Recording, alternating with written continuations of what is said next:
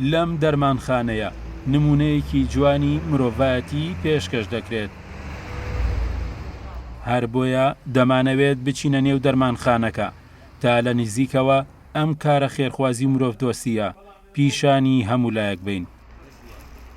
دەرمانخانەی خاک لە شاری سلێمانی هەر لەگەڵ ڕاگەیاندنی حاڵەتەکانی ڤایرۆسی کۆرۆنادا لەم دەرمانخانەیە لە پێناو پاراستن و بە دووربوونی هاوڵاتیان لە نەخۆشیەکە بێ بەرامبەر ماسکیان دەمامک پێشکەش بە هاوڵاتیان دەکرێت.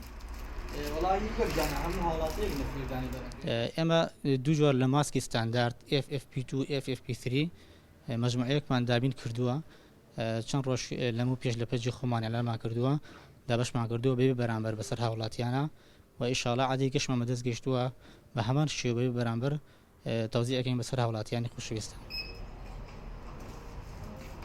لەگەڵ بڵاوبوونەوەی نەخۆشی کۆرۆنادا ڕەنگە هەندێک کەس بێ ئەوەی گوێ بدەنە ژیان و گوزەران و گیرفانی هاوڵاتیان و بێ لە بەرچاوگرتنی لایەنی دەرونی و سایکۆلۆژی خەڵک ئەمەیان کرد بە دەرفەتێک لە پێناو گرانکردنی نرخی دەمامک.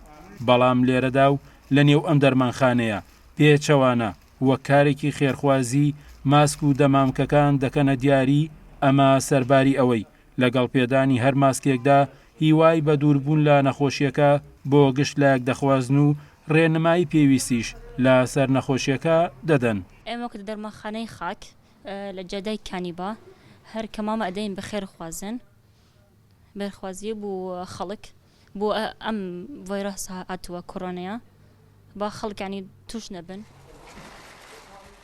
هەمیشە ناوەند و سەرچاوە پزیشکەکان ڕێنمایی پێویست بە هاوڵاتیان دەدەن و دڵنیایی دەدەن تەنها بە جێبەجێکردنی ڕێنمایە تەندروستیەکان و خۆپارێزی هەموو کەس بە دوور دەبێت لەم نەخۆشیە. بۆیە لێرەشەوە ئەوەمان لەم نەخۆشیە بۆ دەردەکەوێت پێویست بەوە ناکات هاوڵاتیان چیتر ئەو ترسیان لەم نەخۆشیە هەبێت تا چاوەڕوان بن کە ئەوانیش یەکێک دەبن لە توشبوانی نەخۆشیەکە.